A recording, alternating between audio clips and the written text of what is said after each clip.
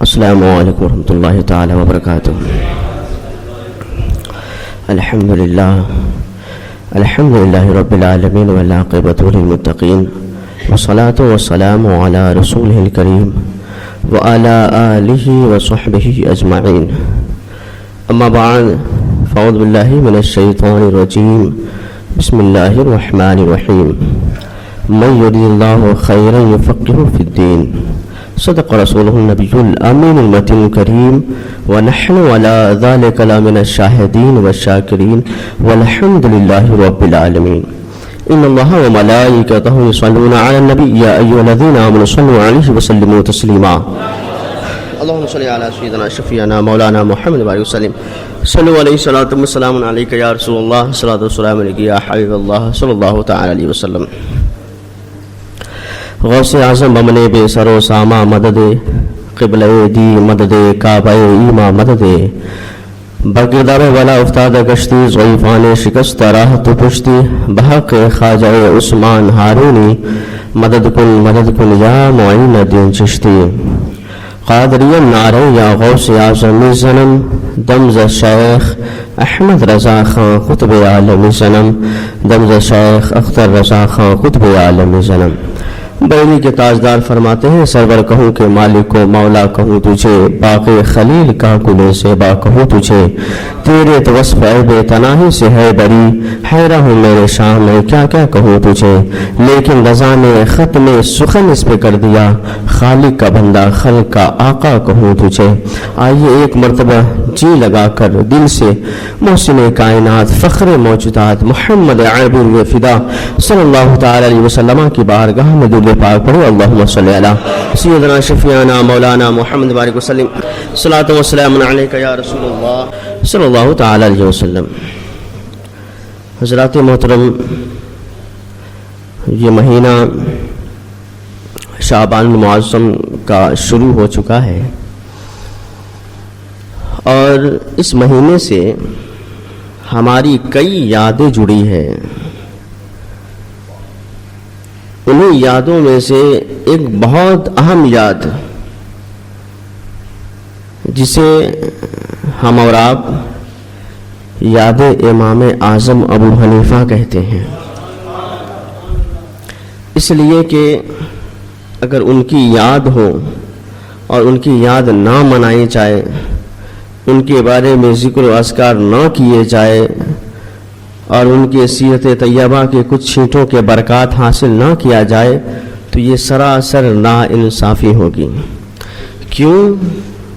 کیا وجہ اس کی وجہ یہ کہ ہم اور آپ جن کی تقلید کرتے ہیں، ہم اور آپ مقلد ہیں. مقلد اسے کہتے ہیں کہ کسی کا پٹا اپنے گردن میں ڈال لینے کو. اور یہ یاد رکھیں اعلیٰ حضرت نے تو اپنے آپ کو کتا کہا ہے نا، تو اس سے کتے ہزار پھرتے ہیں فرمائے ہیں نا. تو میں کتے سے مثال ایک دینا چاہتا ہوں، یہ نہ لے کہ ہمیں کتے سے مثال دیے جا رہے ہیں. اگر کتا وفادار ہے تو وہ صحیح معنوں میں عزت کے لائق ہے، اگر وفادار نہیں تو وہ عزت کے لائق نہیں ہے. اس لیے مثال دے رہا ہوں. آپ دیکھتے ہوں گے چوراہوں پر کہ اگر کسی کے گردن میں کسی کا پٹا رہتا ہے تو وہ کتا گھر میں بادام پستے کھاتے رہتے ہیں. سمجھ رہے ہیں نا؟ گھر میں بادام پستے کھاتے ہیں، ہزاروں روپے اس کا آنر اس پر خرچ کرتا ہے. لیکن ایک کتا ایسا بھی ہوتا ہے جس کے گردن میں کوئی پٹا نہیں ہوتا ہے، ادھر سے کوئی مارتا ہے تو ادھر جاتا ہے، ادھر سے کوئی مارتا ہے تو ادھر جاتا ہے، کوئی مطلب پتھر چلا کر مارتا ہے، کوئی سوٹا سے مارتا ہے، ادھر ادھر بھونکتے ہوئے بھاگتا رہتا ہے. تو جو غیر مقلد ہے اس کی مثال وہی ہے جو بھگورا کتا ہے، ادھر سے مارتا ادھر جاتا، ادھر مارتا ادھر جاتا، یعنی اس کے گردن میں کسی کا پٹا ہی نہیں. اور اگر اہل سنت والجماعت جیسے ہم لوگ ہیں، ہم تو مصطفیٰ جان رحمت کے در کے وہ کتے ہیں کہ جس کے گردن میں امام اعظم کا پٹا لگا ہوا ہے. اب جس کے گردن میں پٹا ہوگا وہی مقبول ہوگا، وہی عزت دار ہوگا. عام لفظوں میں جس کے گردن میں پٹا ہوگا وہ عزت دار ہوگا، اور جس کے گردن میں پٹا نہیں ہوگا وہی ذلیل و خوار ہوگا۔ تو ہم امام اعظم ابو حنیفہ کے ماننے والے، ان کا نام ہے نعمان، ان کے والد کا نام ہے ثابت، ان کے دادا کا نام ہے زوفی۔ اب میں آپ کو یہ بتاؤں کہ یہ نام ہمیشہ آپ کو یاد رہنا چاہیے، اپنے بچوں کا بھی نام حضرت نعمان بن ثابت پر رکھا کیجیے تاکہ وہ نام بھی اجاگر ہوتا رہے۔ تو نعمان جو ہے، نعمان بن ثابت نام ہے، ہم ان کی تقلید کرتے ہیں، ہم مقلد ہیں۔ ہم اور آپ کیا، جس مسلک کے ہم گن گاتے ہیں، اعلیٰ حضرت پوری زندگی امام اعظم ابو حنیفہ کے پورے مسائل کو پوری دنیا میں پھیلاتے رہے۔ اب ظاہر سی بات ہے سرکار اعلیٰ حضرت امام احمد رضا خان فاضل بریلوی جیسے آپ ان کے مقلد ہو، امام اعظم کا پٹا اعلیٰ حضرت اپنے گردن میں ڈال کر گھومتے ہو تو پھر ہم ڈال کر گھومتے ہیں، تو ہمارے لیے تو یہ فخر کی بات ہے کہ ہم امام اعظم ابو حنیفہ کو ماننے والے ہیں۔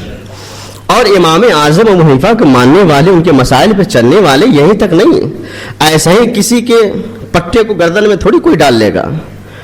جانتا ہے کہ یہ ایسا شخص ہے جس سے میرے مصطفیٰ جان رحمت تک رسائی حاصل ہو جائے گی، تبھی جا کر پٹے کوئی ڈالیں گے، ایسے ہی کوئی نہیں ڈالے گا۔ تو حضرت امام اعظم ابو حنیفہ وہ ہے جن کی بشارت میرے مصطفیٰ نے دی ہے۔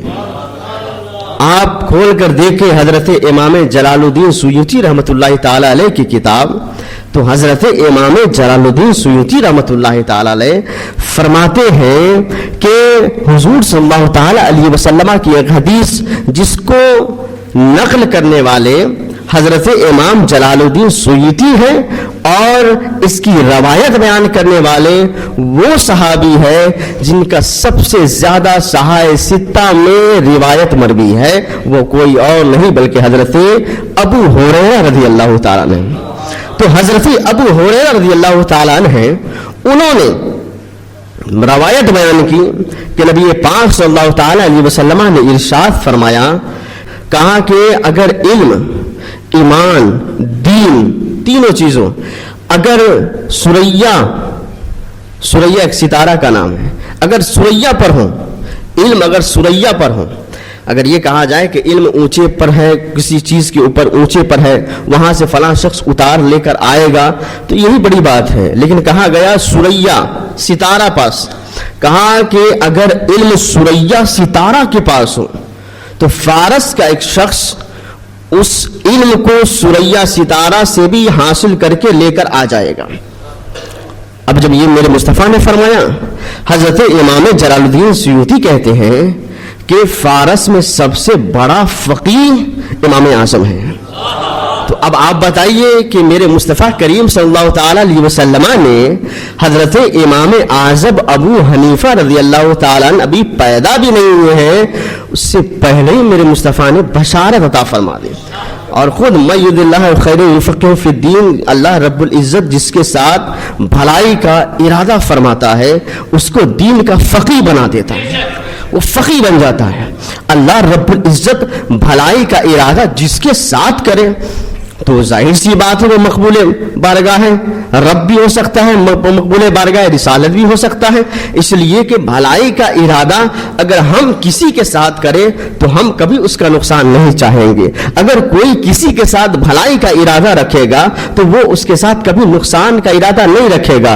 تو بتائیے یہ تو دنیاوی بات ہے کہ ایک شخص دوسرے شخص کے لیے بھلائی کا ارادہ چاہتا ہے تو وہ اس کے ساتھ نقصان نہیں کر سکتا، تو اللہ رب العزت جس کے ساتھ بھلائی کا ارادہ فرمائے تو پھر کوئی اور اس کے ساتھ نقصان کیسے کر سکتا ہے؟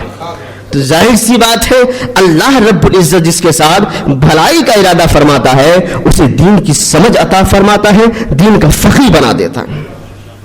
یہ میرے مصطفیٰ کی بشارت تھی، لیکن یہی حضرت امام اعظم ابو حنیفہ ہے جن کے لیے دعا مولا علی شیر خدا نے فرمائی۔ اب آپ کہیں گے کیسے، تو میں آپ کو بتاؤں۔ آپ حضرت نعمان بن ثابت جسے امام اعظم ابو حنیفہ کہا جاتا ہے، آپ کے والد ثابت اور آپ کے دادا زوتی وہ ہجرت کر کر کوفہ تشریف لائے، کوفہ جب تشریف لائے اب ہجرت کر کر، تو اس وقت وہ دور خلافت حضرت علی رضی اللہ تعالیٰ عنہ کا تھا. کوفہ میں جب وہ تشریف لائے تو وہ وقت تھا حضرت علی رضی اللہ تعالیٰ عنہ کی خلافت کا، اور کوفہ یہ دارالخلافہ میں آتا ہے. تو جب وہ تشریف لائے تو آپ کے والد ثابت کو آپ کے دادا لے کر جاتے تھے، وہ چھوٹے بچے تھے اور حضرت علی رضی اللہ تعالیٰ عنہ کے بارگاہ میں رکھتے تھے. حضرت علی رضی اللہ تعالیٰ عنہ آپ کے والد حضرت ثابت کو اپنے گود میں بیٹھاتے اور خوب دعائیں دیتے اور خوب دعا دیتے اور کہتے تیرے ہی پشت سے ایک بچہ آئے گا جو امت کا چراغ ہوگا، امت کا چراغ ہوگا. اور وہی ہوا جب حضرت امام اعظم ابو حنیفہ پیدا ہوئے.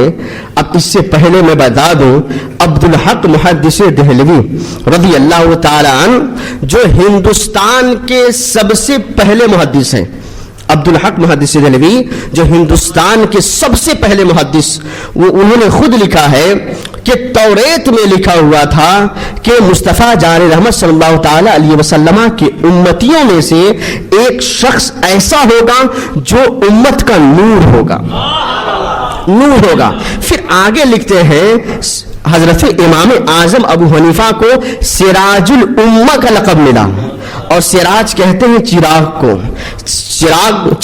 چراغ روشنی پیدا کرتی ہے. یعنی کہ توریت میں بھی حضور کی بشارت تو ہے ہی ہے، حضور کی بشارت تو امام اعظم ابو حنیفہ کے لیے ہے ہی ہے، ساتھ ساتھ توریت میں لکھا ہے کہ یہی وہ امام اعظم ہے جس کے بارے میں توریت نے نور کہا ہے اس امتی کا، اسی لیے ان کا لقب سراج الامہ کہا گیا. امتی یعنی حضور کے امتی کا چراغ اور نور. تو آپ سوچیں کہ حضرت امام اعظم ابو حنیفہ رضی اللہ تعالیٰ عنہ کا مقام کیا ہے کہ حضور بشارت دے رہے ہیں، حضرت علی دعا فرما رہے. توریت میں اللہ رب العزت نے پہلے ہی سے لکھ دیا کہ امتی کا چراغ ہے، امتی کا نور ہے. تو حضرت امام اعظم ابو حنیفہ رضی اللہ تعالیٰ عنہ کے بارے میں بتاؤں میں، وہ تابعی ہے، 80 ہجری میں پیدا ہوئے، اور ایسے تابعی ہیں کہ آپ کئی صحابہ اکرام سے آپ کی ملاقات ہے، کئی صحابہ اکرام سے، اور آپ نے کئی حدیثیں مروی فرمائی ہیں. کچھ لوگ جو ان سے بغض رکھتے ہیں، یار جب میں بار بار کسی کا بھی ذکر کرتا ہوں تو یہ ضرور کہتا ہوں یہ ان سے بغض، یہ ان سے بغض، کیونکہ کتابوں کو پڑھنے کے بعد سمجھ میں آتا ہے. آج عام سے عام آدمی ہو تو اس کا حسد کرنے والا موجود رہتا ہے.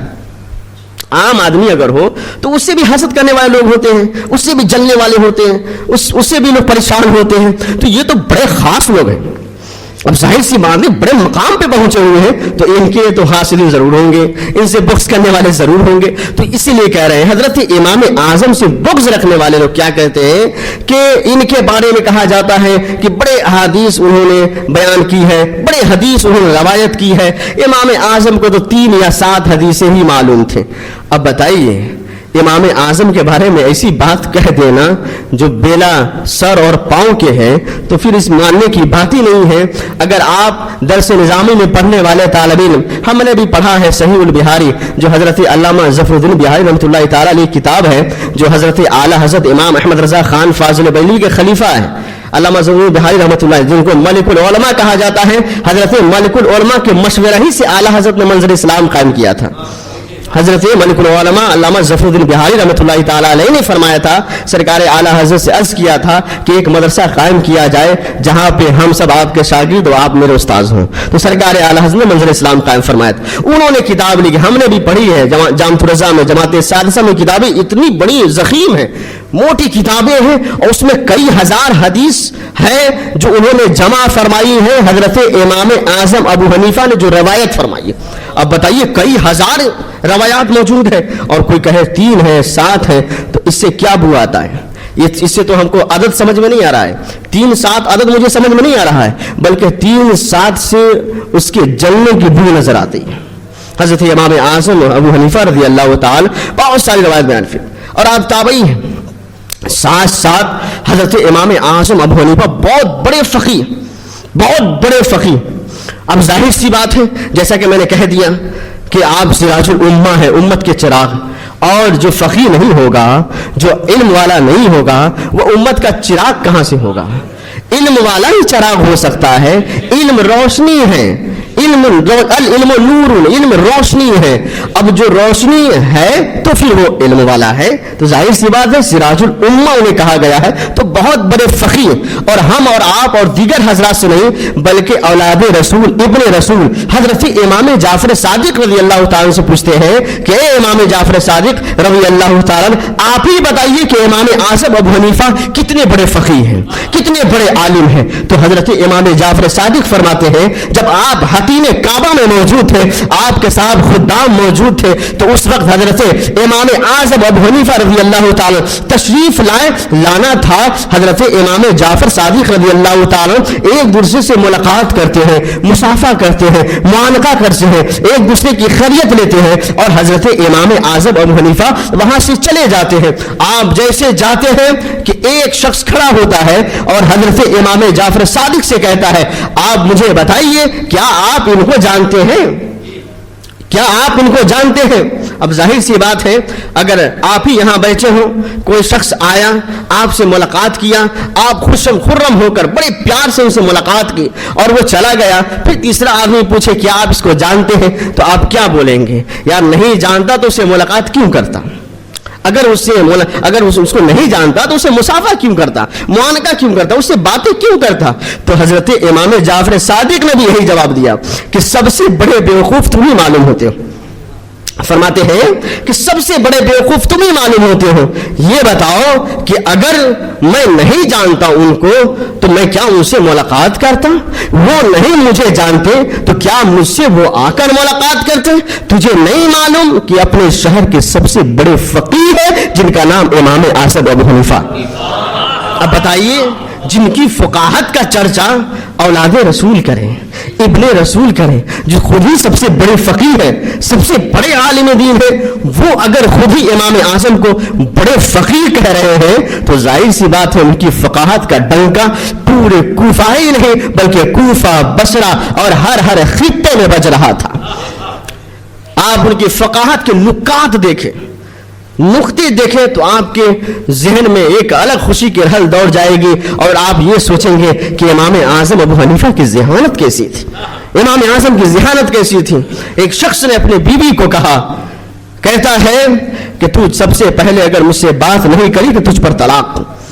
اب پلٹ کے وہ عورت بھی کہتی ہے، عورت ہی پلٹ کر کہتی ہے آپ بھی سب سے پہلے مجھ سے بات نہیں کریں گے تو پھر میں بھی قسم کھاتی ہوں. اب ظاہر سی بات ایک طرف طلاق ہے، ایک طرف قسم کا کفارہ ہے. حضرت امام ابو سفیان ثوری رضی اللہ تعالیٰ اس دور میں تھے. وہ اس کا شوہر، کیونکہ طلاق دینے کو تو طلاق انسان دے دیتا ہے، جب بات میں ہوش ٹھکانے آتے ہیں تو سمجھ میں آتا ہے کہ اب اس کو کیسے رفع دفع کیا جائے. اسی لیے انسان کو سب سے پہلے ان سب چیزوں کو اپنی زبان پہ نہیں لانا چاہیے، اپنے آپ کو بچ کے رہنا چاہیے. شادی یہ جوڑنے کا کام ہے، توڑنے کا کام نہیں ہے. اگر تجھے طلاق ہی دینا تھا تو شادی کیوں کیا؟ ایسے ہی رہ جاتے. اگر ایسے مسائل پیش آتے ہیں تو اس کے لیے حکم یہ ہے اگر غصہ آیا تو گھر سے نکل جائیے. آپ 2-4 گھنٹے کے لیے گھر سے نکل جائیے، پھر گھر میں داخل ہو جائیے. کوئی ضروری نہیں ہے وہاں پر غصے کے عالم میں. اور پھر جب طلاق دے دیتے ہیں تو پھر استفتاء پوچھتے ہیں، سوال پوچھتے ہیں حضرت کیا غصے میں طلاق دینے سے طلاق واقع ہوتی ہے؟ پھر اگر شراب وراب پی کے آیا، گھر میں مارا پیٹا اور مارنے پیٹنے کے بعد کہتے ہیں کہ طلاق دے دیتے ہیں، اور پھر حضرت سے پوچھے حضرت یہ بتائیے کہ اگر شراب پی کے طلاق دیا جائے تو طلاق واقع ہوگی کہ نہیں؟ ارے بھائی مسکرا کر کون طلاق دیتا ہے؟ خوشی میں کون کوئی دیتا ہے؟ کون اپنے بیوی کو مسکرا کر طلاق دے گا؟ کون خوشی میں ایک دم میں آج بہت خوش ہوں اس لیے طلاق کون کہے گا بھائی؟ ایسا تو کوئی نہیں کہے گا. جب غصے میں ہوگا عقل زائل ہونے لگے گی، یعنی شراب پیا رہے گا، تب جا کے اسے مارے گا، پیٹے گا، طلاق دے گا، گالی دے گا، نہ جانے کون کون سی باتیں کہے گا. تو اگر ایسے معاملات ہوں تو گھر سے نکل جائے. 2 باتیں سن لیں گے تو کیا ہوگا؟ آپ گھر سے باہر رہتے ہیں تو آپ کے پورے گھر کو سنبھالتی ہیں. آپ گھر سے باہر رہتے ہیں آپ کے گھر کے بچوں کو سنبھالتی ہیں. آپ گھر سے باہر رہتے ہیں آپ کے لیے کھانا تیار کر کے رکھتی ہے. آپ گھر سے باہر رہتے ہیں آپ کے لیے کپڑا دھل کر رکھتی ہے. یعنی سارے لوازمات آپ کے کرتے ہیں. اگر کوئی کمی آ گئی تو پھر اسے بھول جائیے. میرے نبی نے فرمایا نا کہ بائیں پسلی سے پیدا کی گئی ہے اور بائیں پسلی کی ہڈی تھوڑی ٹیڑھی رہتی ہے، تو اس کو سیدھا کرو گے تو ٹوٹ جائے گی. ورنہ اسی طرح چھوڑ دو. یہ سوچ کر کچھ خرابیاں ہے تو اس کے اندر کچھ خامیاں بھی ہیں, کچھ خامیاں بھی, اچھائی بھی ہے, برائی ہے تو اچھائی بھی ہے, اچھائی ہوتی ہے برائی ہے, مائنس کر کے چلو, میرے مصطفیٰ نے خود فرمایا. تو اس نے جیسے کہا اب عقل ٹھکانے پہ آئی, تو سب سے پہلے ابو سفیان ثوری کے پاس جاتے ہیں. حضرت ابو سفیان ثوری کے پاس جائے کہتے ہیں کہ میں نے ایسا کہہ دیا, کیا طلاق واقع ہو گئی؟ حضرت ابو سفیان کہتے ہیں کہ ہاں ہو گئی, ہو گئی. اب اپنے علم کے مطابق انہوں نے کہہ دیا. لیکن جیسے ہی وہ جا رہا تھا راستے سے, ادھر سے حضرت امام اعظم ابو حنیفہ آ رہے تھے. کہا کہ یہ بھی ایک وقت کے بڑے امام ہیں, میں نے تو ایک امام سے پوچھ لیا ہے, ایک امام سے اور پوچھ لیں. جیسا کہ آج ہوتا ہے نا, ایک مسئلہ ایک یاد ہو گیا کسی کو, شہر حاوری میں 12-13 مسجد ہے, تمام مسجدوں کے امام کو ٹچ کریں گے. حضرت یہ مسئلہ ہے, بتائیے فلاں مٹی مسجد کے حضرت تو یہ بتایا, اب بتائیے یہ مسجد کے امام کیا کہتے ہیں. ایک مسئلہ اگر معلوم ہو گیا, شہر کے تمام علماء, تمام ائمہ سب کے پاس جائیں گے, حضرت یہ مسئلہ بتائے. خدا نہ خواستہ اس کے ذہن میں اس وقت نہیں رہا تو بس اس کے نظر میں وہ سب سے بڑا جاہل ہو گیا اور یہ سب سے بڑے مفتی ہو گئے. ایک مسئلہ جاننے سے مفتی تھوڑی ہوتا ہے انسان, کئی مسائل ذہن میں رکھنے پڑتے ہیں. اور کسی کو ایک مسئلہ معلوم ہو تو بھول نہیں سکتا, اور ہزاروں مسائل معلوم ہو تو کبھی کبھی ہوتا ہے. تو اس کا مطلب یہ نہیں کہ خود ہی مفتی بن جائے. مفتی بننے کے لیے 12-13 سال مدرسے میں پڑھنا پڑتا ہے, ایسے مفتی تھوڑی بن جاتے ہیں, ورنہ سب ہر طرف ہر گلی میں مفتی پھرتے رہتے. تو حضرت امام اعظم جیسے آ رہے تھے, انہوں نے کہا کہ بتائیے مجھے ایک مسئلہ درپیش ہو گیا ہے, اور یہ مسئلہ یہ ہے کہ میں نے اپنے بیوی سے کہا اگر تم مجھ سے سب سے پہلے بات نہیں کری کہ تجھ پہ طلاق, اور وہ بھی قسم کھا لی ہے کہ آپ بھی سب سے پہلے بات کریں تو طلاق, تو کیا حکم ہے, کیا طلاق واقع ہو جائے گی؟ اب ادھر سے تو مسئلہ سن کے آ رہے تھے کہ طلاق واقع ہو جائے گی, لیکن امام اعظم کہتے طلاق واقع نہیں ہوگی. اب جیسے یہ کہا کہ اب اس کو کنفیوز ہو گیا کہ طلاق واقع, اب رہا مسئلہ. ایک چیز اور سوچنے کی بات ہے کہ اگر کوئی امام کہہ دیا کہ یہ مسئلہ جائز ہے, دوسرے نے کہہ دیا ناجائز ہے, تو سب سے پہلے اسی امام کے پاس آنا چاہیے کہ آپ نے جائز کیسے کہہ دیا, فلاں نے ناجائز کہا ہے. یہ نہیں کہ دل میں یہ بیٹھا لیا وہ کم علم ہے یہ زیادہ علم ہے, وہ اچھا ہے یہ برا, خود سے فیصلہ نہیں کیجیے. انہوں نے کیا کیا, پھر دوبارہ امام ابو سفیان ثوری کے پاس گئے اور جا کے کہیں آپ کہتے ہیں کہ واقع ہو گئی, امام اعظم کہتے ہیں واقع نہیں ہوئی, تو کہ ایسی بات ہے؟ تو امام ابو سفیان ثوری کہتے ہیں ٹھیک ہے میں خود ان سے پوچھتا ہوں. امام ابو سفیان ثوری آتے حضرت امام اعظم کی بارگاہ میں اور کہتے آپ نے کہا کہ طلاق واقع نہیں ہوئی, کیسے؟ تو آپ کہتے سنو, جب وہ شوہر اپنے بیوی کو کہتا ہے کہ اگر تم سب سے پہلے مجھ سے بات نہیں کرے گی تو میں تجھ سے بات نہیں کروں گا, اور وہ بھی کہتی ہے کہ اگر آپ سب سے پہلے بات نہیں کریں گے تو میں بھی بات نہیں کروں گی, تو یعنی یہ بات تو اس کے بات ہی کہہ دی, کہہ دی نا. اس نے جیسے کہا تم مجھ سے پہلے بات نہیں کرو گی تو میں بات نہیں کروں گا, فٹک وہ بول دی کہ آپ بھی نہیں بات کرو گے, نہیں بات نہیں, تو بات تو ہو گئی.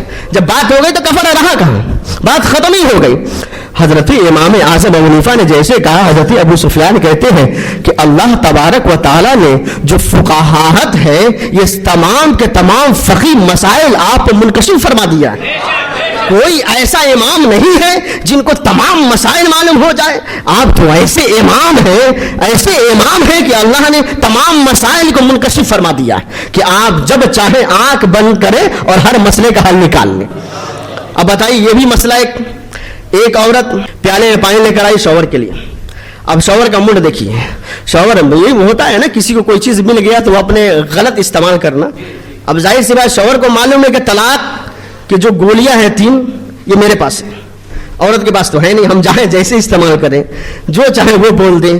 وہ آئی لے کر پانی پینے کے لیے, اب شوہر کہتا ہے پیالہ میں پانی ہے, اگر تم پی پھر بھی طلاق, اگر مجھے پلائی یا دوسروں کو پلائی پھر بھی طلاق, اگر کٹورے میں جو پانی ہے پیالہ میں پانی ہے اسے پھینک دی تب بھی طلاق.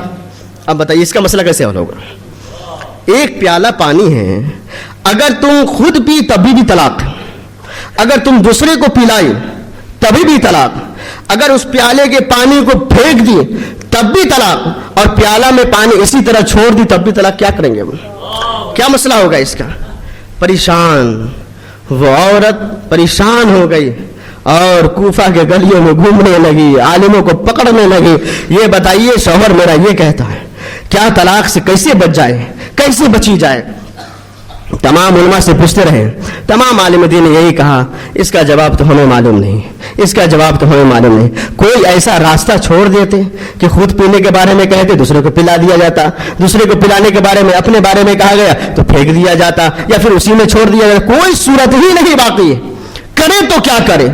जब इतना कहा तो अब किसी ने कहा तुम इधर उधर क्यों भटकती हो जबकि इमाम आजम मौजूद है? क्या जरूरत है तुझे इधर उधर भटकने की? जाओ हजरत इमाम आजम की बारगाह में और वहां जाके पूछ लो हजरत इमाम आजम क्या कहते हैं। अब वो औरत के दिमाग ठिकाने आए कि वाकई सबसे बड़ा इमाम मौजूद हो और हम इधर उधर घूम रहे हैं, हम इधर उधर जा रहे हैं। तो हजरत इमाम आजम की बारगाह में वो खातून आई, वो औरत आई और कहने लगी, इमाम आजम अबू हनीफा, मेरा शौहर कहता है ये प्याला में पानी है, अगर मैं पी लूं फिर भी तलाक वाक़ई, अगर मैं उसे पिला दूं फिर भी तलाक वाक़ई, अगर मैं किसी और को पिला दूं फिर भी तलाक वाक़ई, अगर प्याले में पानी छोड़ दूं फिर भी तलाक वाक़ई, मैं क्या करूं? हजरत इमाम आजम ने उसी वक्त फौरन जवाब अता फरमा दिया, फौरन जवाब अता फरमाया। क्या जवाब अता फरमाया? फरमाते हैं घबराती क्यों है? कोई ऐसा कपड़ा लाओ जो पानी को जज्ब करता, कोई ऐसा कपड़ा लाओ जो पानी को सोख लेता। कहा ऐसी बात है। कहा कपड़ा लाओ, प्याले में रखो, पानी को जब कपड़ा सोख ले, कपड़ा लो और धूप में डाल दो, सूख जाएगा, तुम पर तलाक वाक़ई ही नहीं। अब बताइए किस कदर हल फरमा दिया, किस कदर हल फरमा दिया। अचानक उसी वक्त हल फरमा दिया। जितने उलमा थे सब लोग दंग रह गए कि जहां जहां हमारी फुकाहत खत्म हो जाती है वहां से इमाम आजम की फुकाहत शुरू होती है, वहां से शुरू हो जाती है। अल्लाह अकबर। हजरत इमाम आजम इसी तरह ये बहुत सारे मसाइल, ऐसे बहुत सारे मसाइल है मौजूद। इसी तरह एक औरत थी, शौहर ने कहा अगर इस नाले से पानी बह रहा था, नाला, कहा इस नाले से तुम क्रॉस कर गई तो तुम पर तलाक। वो क्रॉस कर गई, अब फिर परेशान हो गई, ये कैसे हुआ, ये कैसे होगा, तलाक वाकई होगी कि नहीं होगी। फिर मैं मुख्तसर कह दूं, इमाम आजम की बारगाह में गया, इमाम आजम ने कहा तलाक वाकई नहीं हुई। कहा उलमा ने कैसे? कहा जिस पानी के बारे में कहा गया वो पानी रुका कहाँ? पानी तो चला गया, वो पानी रुका कहाँ? जिस पानी के बारे में कहा गया वो नाले के साथ तो चला गया, अब तो नए पानी आ गए, तो अब उसको पार करने से तलाक कहां से वाकई हो गई। हजरत इमाम आजम की जो ज़हानत थी ना, अल्लाह अकबर, बहुत बड़े ज़हन के मालिक हजरत इमाम आजम बड़े से बड़े मसले को मिनटों में हल फरमा दिया करते थे, मिनटों में हल फरमा दिया और जुजिया देते थे। अल्लाह अकबर, न जाने कौन कौन सी किताबों को जुजिया आप फरमाते थे, लोग दंग रह जाते थे। देखिए लोग दंग रहे तो उसमें कमाल नहीं है, उलमा दंग रह जाए, कमाल इसमें है। लोग तो दंग इसलिए रह जा रहे हैं उनको इल्म नहीं था, लेकिन जो इल्म हासिल करने के बावजूद भी वो इल्म ना हासिल कर सके तो दंग तो उसको होना है।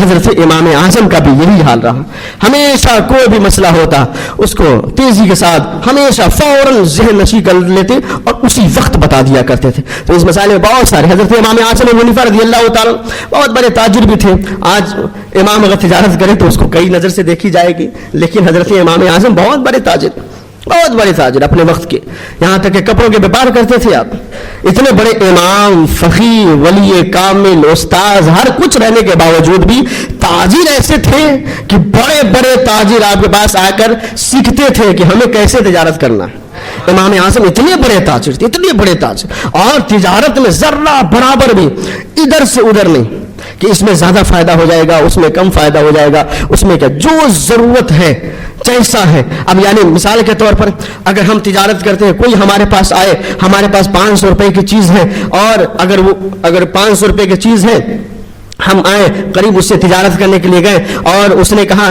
कि नहीं ये 100 रुपये में ले लीजिए, तो हम क्या सोचेंगे, ये 500 की चीज है, ये 100 रुपये में दे रहे हैं, तो हम इसको खरीद कर 100 रुपये में 500 में दे देंगे, 400 का फायदा हो जाएगा, हम तो यही सोचेंगे। लेकिन इमाम आजम ने क्या सिखाया? इमाम आजम ने हमें सब कुछ सिखाया है। एक औरत कपड़े का थक लेकर बैठी थी और वो कह रही थी कि मैं 100 दिरहम में ये जितने थोक है कपड़े के मैं दे दूंगी। तो हजरत इमाम आजम अबू हनीफा वहां से गुजर रहे थे, आपने उस कपड़े को देखा और देखने के बाद कहते हैं कि मैं 100 दिरहम में नहीं लूंगा। अब वो खातून कहती है हो सकता है इससे कम बताने के लिए कह रहे हैं, तो वो कम बताना चाहिए, कहा कम मत करो, ज्यादा करो। कौन कहेगा ऐसा, ज्यादा करो। उसने कहा 200 दिरहम, کہا نہیں اور زیادہ کرو, یہ کپڑے 200 درہم کے نہیں ہیں, کہا اور زیادہ کرو, کہا 300 درہم نہیں, کہا اور زیادہ کرو, کہا 4 اور زیادہ 500 درہم, کہا ہاں ٹھیک ہے میں 500 درہم میں اس کپڑے کو لے لیتا ہوں. ایسے کہا تو وہ اچنبے میں پڑ گئے, کہا ایسا کیسے ہو سکتا ہے, میں 100 درہم میں بیچنا چاہتی, آپ 500 درہم میں لے رہے ہیں. کہا کہ تجھے خبر نہیں ہے, دوسرے تاجر سے بات کر کر دیکھو کہ اس کی قیمت کتنی ہے. جب اس نے بات کیا تو واقعی 500 درہم تھے. تو حضرت امام اعظم نے 500 درہم میں, جو عورت 100 درہم کہہ رہی تھی, اسے 500 درہم میں خرید لیا اور بتا دیا تجارت اس کو کہتے ہیں. اور یاد رکھیں امام اعظم کا تو یہ معاملہ تھا کہ آپ سب سے بڑے تاجر تھے, بہت پیسہ تھا آپ کے پاس, کوئی آپ کے پاس آتا تھا تو آپ قرض حسنہ دیتے تھے. یہ آج کا طریقہ نہیں ہے کہ جس کے پاس پیسہ آ گیا بہت زیادہ, اب کوئی آیا قرض مانگنے تو ہم قرض تم کو کیا دیں, ہم دیں گے لیکن تم ہم کو فائدہ دو, ہم تم کو 1 لاکھ دیں گے, تم کو 10% 20% پیسہ دو. یعنی کہ اسے قرض حسنہ نہیں کہتے. ایک مسلمان دوسرے مسلمان بھائی کی بھلائی اس میں بھی کر سکتا ہے کہ وہ قرض حسنہ دے, یعنی جتنا دے اتنا لے, اسے قرض حسنہ کہتے ہیں. امام اعظم ابو حنیفہ رضی اللہ تعالیٰ کتنا احتیاط فرماتے ہیں, ذرا اس پر غور کیجئے گا. حضرت امام اعظم ابو حنیفہ کے پاس لوگ آتے اور قرض لیتے کہ حضرت قرض دے دیجئے, میں اتنا دن کے بعد آپ کو لوٹا دوں گا. حضرت امام اعظم دے دیا کرتے تھے.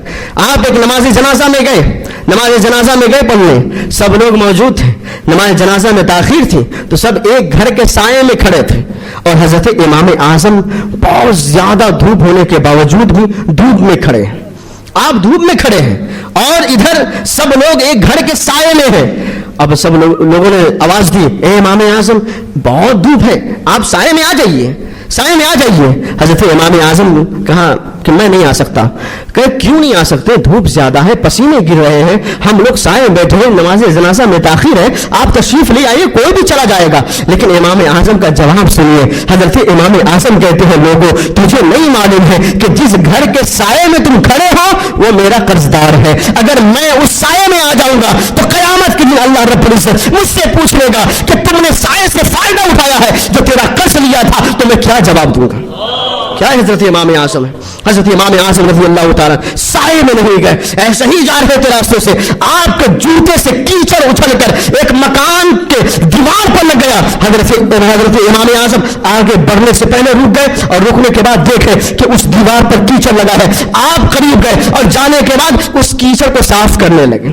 اب بتائیے, ہم تو جاتے ہیں کیچڑ اگر کسی کے چہرے پر بھی لگ جائے, اگر وہ 2 بات کہتے تو الٹا اسی کو مار دیں گے, کہ خاموش رہو, تم مجھ سے زیادہ طاقتور ہے کیا, تم مجھ سے زیادہ پیسہ والا ہے کیا.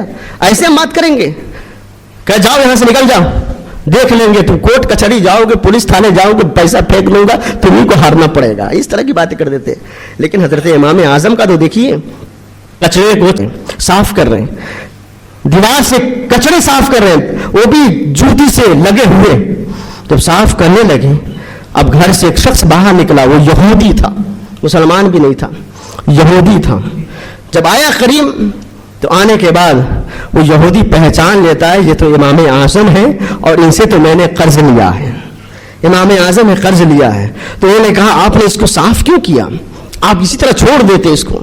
کہا سنو, تو میرا قرضدار ہے, تمہارے دماغ میں تیرے دل میں یہ بات نہ آ جائے کہ میں امام اعظم سے قرض لیا ہوں تو امام اعظم جو چاہے وہ میرے ساتھ کرے. یہ لفظ اس کے دل پر ایسا گہرا اثر کیا کہ یہ وقت کا امام اعظم ہے اور کیچڑ صاف کر رہا ہے. تو کہنے لگا کہ یہ امام اعظم ابو حنیفہ, یہ آپ کا مقام ہے, تو بتائیے تو صحیح, جس کے آپ کلمہ پڑھتے ان کا مقام کیا ہوگا, کیا ہوگا ان کا مقام. آپ میرے دیوار سے کیچڑ بعد میں صاف کیجئے گا, پہلے میرے دل میں جو کیچڑ ہے کفر و جلالت کے, اس کو دور کر دیجئے, اور سب سے پہلے میرے دل میں ایمان کے دیے کو روشن فرما دیجئے. اس وقت کلمہ پڑھا کر مسلمان میں امام اعظم ابو حنیفہ رضی اللہ تعالیٰ اس طریقے کے تاجر بھی تھے. میں تھوڑی گوشے پہ انہی بات کر رہا ہوں. حضرت امام اعظم ابو حنیفہ رضی اللہ تعالیٰ کا مقام اتنا بڑا مقام ہے کہ تقویٰ میں بھی آپ کا کوئی جواب نہیں, کوئی جواب نہیں تقویٰ میں. یہاں تک کہ 40 سال تک آپ عشاء کی وضو سے فجر کی نماز ادا فرمائی. 40 سال تک. بتائیے تو صحیح, وہ امام اعظم 40 سال تک عشاء کی وضو سے فجر کی نماز پڑھے, اور ہمارے عشاء اور فجر ایسے رہے کہ ناپاکی کی حالت میں گزر رہے ہیں, بے وضو گزر رہے ہیں, نماز میں نہیں پڑھ رہے, مطلب اس طرح گزر رہے ہیں. اور ہم تقلید کس کی کرتے ہیں؟ تو تقلید ایسا نہیں ہے کہ ہم امام اعظم کی تقلید کرتے ہیں تو ہو گیا. تقلید کا مطلب یہ ہے کہ امام اعظم اگر 40 سال وضو فرمائی عشاء میں اور اسی وضو سے فجر کی نماز پڑھی, تو آپ اتنا نہ کر سکے تو کم سے کم عشاء بھی پڑھ لیجیے اور سو جائیے, اٹھیے فجر پڑھ لیجیے. اتنا تو کر سکتے ہیں نا, کہ اتنا بھی نہیں ہو سکتا ہے. جب نماز فرض کی گئی ہے 5 وقت کی تو نہیں پڑھ پائیں گے. وہ بات مجھے یاد آتی ہے جب میرے مصطفیٰ صلی اللہ علیہ وسلم معراج پر گئے تھے نا, تو حضرت موسیٰ علیہ السلام نے آپ سے کہا تھا 50 وقت کی نماز آپ کی امتی نہیں پڑھیں گے. تو حضور آتے رہے جاتے رہے. بخاری شریف کی حدیث پاک ہے 5 مرتبہ یعنی 10 10 10 ایک مرتبہ 5, اور دیگر کتابوں میں بھی 9 مرتبہ 5 5 5 کر کے. تو آپ یہ بتائیے جب 5 بچا تھا پھر بھی حضرت موسیٰ نے کہا تھا, کیا کہا تھا؟ حضرت موسیٰ نے کہا تھا کہ یا رسول اللہ ابھی جائیے, یہ 5 بھی آپ کی امتی نہیں پڑھیں گے. فرمایا تھا حضرت موسیٰ علیہ السلام نے یہ 5 بھی آپ کی امتی نہیں پڑھیں گے. تو میرے مصطفیٰ صلی اللہ علیہ وسلم نے کیا فرمایا؟ فرماتے ہیں اب مجھے شرم آ رہی ہے, اب 5 سے بھی کم کیسے کروا دوں. تو بتائیے تو صحیح, حضرت موسیٰ نے کیا کہا؟ آپ کی امتی 5 بھی نہیں پڑھ پائیں گے, تو آپ 5 بھی نہیں پڑھ رہے, صحیح بات ہے. حضرت موسیٰ نے صحیح کہا کہ 5 بھی نہیں پڑھ پائیں گے, تو نماز پڑھیں. اس لیے کہ حضرت امام اعظم کہ آپ تقلید کرتے ہیں, جو مقلد ہے جو تقلید نہیں کرتا ہے. میں نے سب سے پہلے ہی کہا جس کے گردن میں پٹا ہے ہی نہیں ہے, جو ادھر بھاگاتا ہے تو ادھر بھاگتا ہے, ادھر بھاگاتا ہے تو ادھر بھاگتا ہے, وہ 5 وقت نماز کیا نہ جانے کون کون سی نماز کا اہتمام کرتا ہے, پیشانی پہ شامی کباب بنا کر گھومتا پھرتا رہتا ہے. لیکن آپ تو اہل سنت و جماعت سے تعلق رکھتے ہیں, آپ کی نمازیں اللہ رب العزت قبول فرماتا ہے, تو آپ کے لیے چاہیے کہ آپ اور نماز کا اہتمام کریں. حضرت امام اعظم ابو حنیفہ رضی اللہ تعالیٰ عبادت کا حال تو یہ تھا کہ راتوں رات آپ عبادت اس طرح کرتے تھے, اس طرح عبادت کرتے تھے کہ لوگ دیکھنے والا کہتا تھا فلاں جگہ پہ ایک درخت ہے جو رات بھر کھڑا رہتا. اب بتائیے درخت نہ ہلتا ہے نہ ڈولتا ہے, اب بتائیے کیسے وہ پڑھتے تھے, کیسے پڑھتے تھے وہ نماز, کہ قیام اتنے لمبے کر دیتے تھے, قیام ہی میں رہتے تھے, رکوع گئے تو رکوع میں رہ گئے, سجدے میں گئے تو سجدے ہی میں رہ گئے, اور اللہ رب العزت کی عبادت کرنے لگے. ایک یہودی بچہ کہنے لگا اپنے باپ سے کہ اے میرے والد بتائیے کہ ایک درخت یہاں پہ ہمیشہ رات میں کھڑا رہتا تھا, لیکن اب وہ درخت نہیں ہے. تو وہ یہودی کہتا میرے بچے سنو, وہ درخت نہیں ہے بلکہ مسلمانوں کے امام اعظم ابو حنیفہ تھے جو اب رخصت ہو گئے. بتائیے تو صحیح امام اعظم ابو حنیفہ کا مقام کیا. آپ خود جس جگہ بغداد شریف میں جہاں پہ آپ کا مزار شریف ہے, اسی جگہ پر امام اعظم ابو حنیفہ رضی اللہ تعالیٰ نے 7000 مرتبہ قرآن مقدس ختم کیا ہے. جس جگہ پر 7000 قرآن مقدس ختم کیا وہیں پر آپ کو دفن کیا گیا ہے. تو بتائیے وہ مقام جہاں پہ آپ کو دفن کیا گیا ہے وہیں پر آپ خود 7000 قرآن مقدس ختم کیا ہے.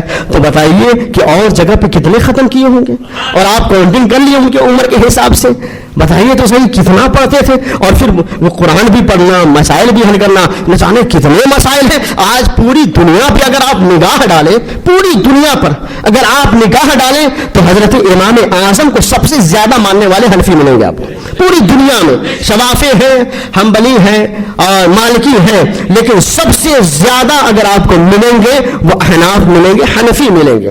تو بتائیے کتنے مسائل امام اعظم ابو حنیفہ نے ہمیں دے دیا. بس وہ جانتے تھے ہم دنیا میں آئے ہیں تو دنیا میں آنے کا مقصد وہی ہے جو رب نے جس مقصد کے لیے ہمیں بھیجا ہے. انہیں معلوم تھا ہم دنیا میں آئے تو ضرور ہیں, لیکن بھیجا جس نے ہے اس کے لیے ہی دنیا جیتے ہیں, یہ مقصد تھا ان کا. اب آ گئے تو اپنی منمانی نہیں بلکہ جو بھیجا ہے اس کی شریعت اور اس کے حکم, اس کے فرمان پر ہم عمل کرتے ہوئے چلیں گے. حضرت امام اعظم ابو حنیفہ رضی اللہ تعالیٰ جب یہ بھی معاملہ تھا, بڑے گوشہ نشینی بھی اختیار کرتے تھے, آپ گوشہ نشینی بھی اختیار فرما لیتے تھے, اور رات رات بھر اللہ کی عبادت کیا کرتے تھے. یہ حضرت امام اعظم. لیکن اللہ اکبر, امام اعظم ابو حنیفہ رضی اللہ تعالیٰ آپ خام میں دیکھا. اس سے پہلے حضرت داتا حجویری رحمۃ اللہ تعالیٰ علیہ, جن کا مزار مبارک پاکستان میں ہے, داتا حجویری، جن کی بارگاہ میں سرکار خواجہ غریب نواز رضی اللہ تعالیٰ بہت دنوں تک وہاں پر آپ نے چلہ کشی اختیار کی اور پھر وہاں سے آپ اجمیر شریف آئے تھے. تو وہی حضرت داتا حجویری خود خواب میں دیکھتے ہیں. کتنے بڑا مقام ہے حضرت داتا حجویری کا، جہاں پہ حضرت خواجہ غریب نواز چلہ کیے. انہوں نے خواب میں دیکھا، کیا خواب میں دیکھتے ہیں اور وہ خود فرماتے ہیں کہ میں گیا حضرت بلال حبشی رضی اللہ تعالیٰ عنہ کے مزار پاک پر. بلال حبشی کا نام سن کر سبحان اللہ آنا چاہیے. ایسا عشق حضرت بلال حبشی نے ہمیں سکھایا ہے. حضرت بلال حبشی کے مزار پر تھا اور میں آپ کے پہلے میں سو رہا تھا. خواب میں نے سرور کائنات صلی اللہ تعالیٰ علیہ وسلم کی زیارت فرمائی اور میں نے دیکھا کہ ایک شخص ہے جو حضور صلی اللہ تعالیٰ علیہ وسلم کے زانوے مبارک پر اپنا سر رکھ کر سو رہے تھے.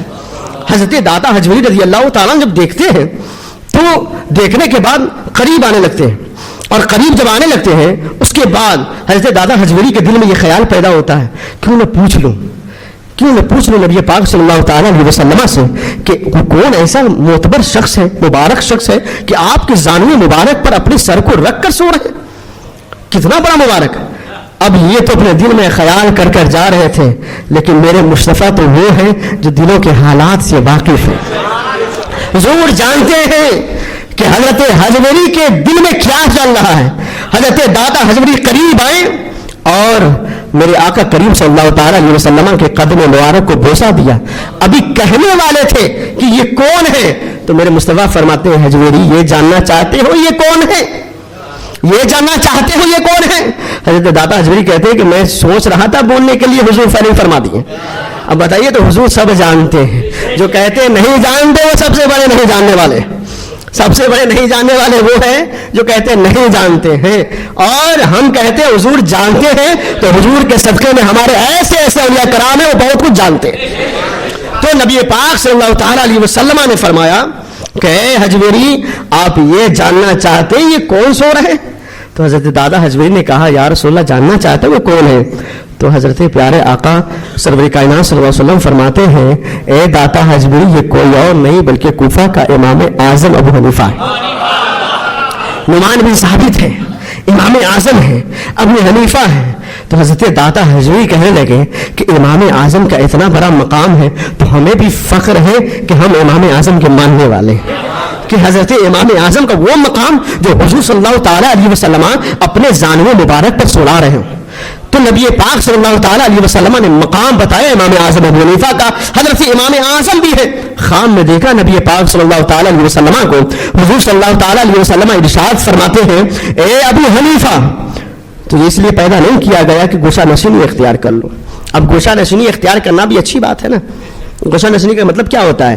کہ مطلب یہ ہوتا ہے کہ آپ گوشہ نشینی اختیار کیے، عبادت و ریاضت میں وقت گزاریے، نماز پڑھیے، ذکر و اذکار کیجیے، قرآن پڑھیے، لوگوں سے کنارہ کش اختیار کر آپ عبادت کیجیے.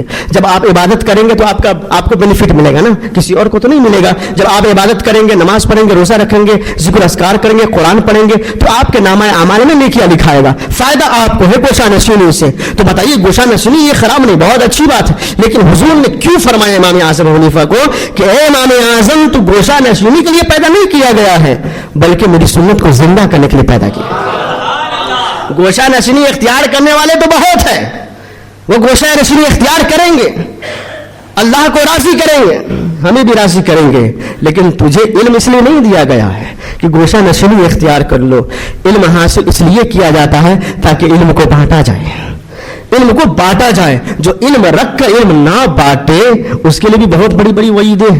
جو علم کو چھپاتا ہے اس کے لیے بھی بہت بڑی وعیدیں. اب ادھر نہیں جانا چاہتا. جیسے نبی پاک صلی اللہ تعالی علیہ وسلم نے حضرت امام اعظم ابو حنیفہ کو کہا کہ امام اعظم تو گوشہ نشینی کے لیے پیدا نہیں کیا گیا بلکہ میری سنت کو زندہ کرنے کے لیے پیدا کیا. تو حضرت امام اعظم بیدار ہوئے اور یہ سوچ پڑ گئے کہ کون سی سنت حضور کی زندہ کروں. اب ظاہر سی بات حضور نے فرمایا نا میری سنت کو زندہ کرنے کے لیے. اب امام اعظم کی آپ پوری ہسٹری کھول کر دیکھ لیجئے. امام اعظم کا کھانا پینا رہنا سہنا اٹھنا پڑنا سب مصطفیٰ کی سنت پر تھا. اب کون سی سنت زندہ کرنا ہے بتائیے آپ ہی. حضرت امام اعظم میرے مصطفیٰ کے سنت کے خلاف کوئی کام کرتے ہی نہیں تھے.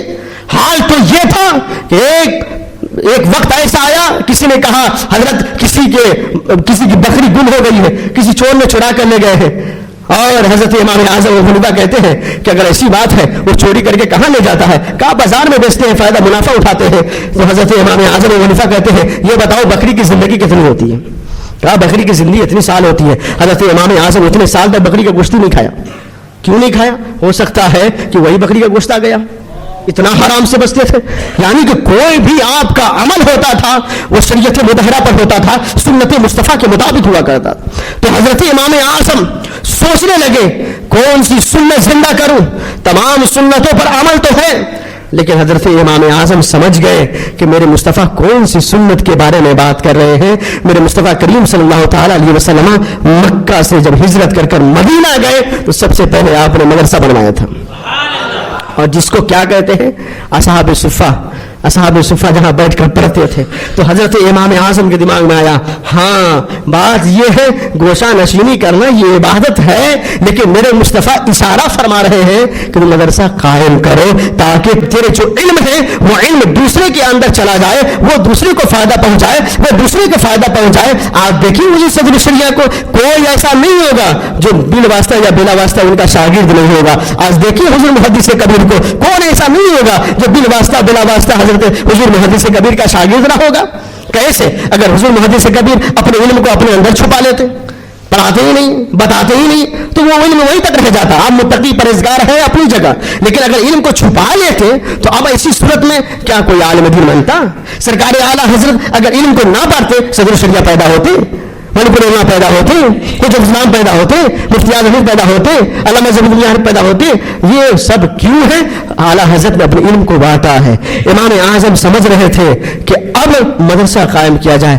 آپ نے ایک مدرسہ قائم کیا اور اسی کا نتیجہ ہوا کہ کوئی امام ابو یوسف پیدا ہو رہے، کوئی امام محمد پیدا ہو رہے، کوئی امام ظفر پیدا ہو رہے، کوئی امام عبداللہ ابن مبارک پیدا ہو رہے، کوئی حضرت داؤد طائی پیدا ہو رہے. کتنے بڑے بڑے علماء، اور یہاں تک کہ حضرت امام اعظم کے جو شاگرد کاؤنٹنگ کی جاتی ہے، حضرت ابن حق محدث دلیل فرماتے ہیں کہ 10,000 آپ کے شاگرد ہوئے اور ان میں سے 40 ایسے ہوئے جو سب کے سب مجتہد تھے. کس کو دیے آپ نے؟ یہ عوام کے لیے. عوام کو لیے امام اعظم نے علم کو بکھیر دیا اور یہ عوام اسے فائدہ اٹھا رہے. تو اسی لیے حضرت امام اعظم ابو حنیفہ ہمیشہ پوری زندگی حضرت امام اعظم ابو حنیفہ رضی اللہ تعالی سنت مصطفیٰ کے مطابق چلے ہیں. اسی لیے ہم اور آپ حنفی ہیں، امام اعظم کی تقلید فرماتے ہیں. اور یہ یاد رکھیں ہمارا امام جب کبھی نہیں بگڑا تو پھر ہم تو ان کے تقلید کرنے والے ہیں، ہم بھی نہیں بگڑیں گے. اور پھر ہمارا امام کا جب مقام اتنا بڑا تھا، جب حضور اپنے زانوے مبارک پر سولائے تو ان کا ٹھکانہ جنت ہے، اور ان کی جو تقلید کرتا ہے وہ بھی جنت ہی ہے. اب سوچے وہ جو تقلید نہیں کرتا ہے، سوچے وہ جو تقلید نہیں کرتا ہے اس کا ٹھکانہ کہاں ہوگا. ہم تو امام اعظم کی تقلید فرماتے ہیں اور ان کے مسائل پر عمل کرتے ہیں، اور پھر ان کے مسائل پر عمل کرنے کی کوشش نہ کریں بلکہ ان کے سیرت طیبہ کی کچھ چھینٹیں میں نے آپ تک پہنچائی ہے اس پر بھی عمل کرنے کی کوشش کریں. تب جا کے آپ بھی امام اعظم کی مقلد صحیح معنوں میں کہلانے کا لائق رہیں گے. ایسا مقلد نہیں امام اعظم نے کچھ بتایا ہم کچھ کریں، امام اعظم نے کچھ بتایا ہم کچھ کرنے کی کوشش کریں. ایسا نہیں ہونا چاہیے. امام اعظم ابو حنیفہ نے جو ہمیں بتایا ہے اسی مشن پر رہ کر اپنی زندگی گزارنے کی کوشش کریں. اللہ رب العزت کی بارگاہ میں دعا ہے کہ اللہ تبارک و تعالی ہمیں اور آپ کو سب کو شریعت مطہرہ پر کی زندگی گزارنے کی توفیق عطا فرمائے اور صرف امام اعظم ابو حنیفہ پر عمل کرنے کی توفیق عطا فرمائے. واخر دعوانا رب العالمین.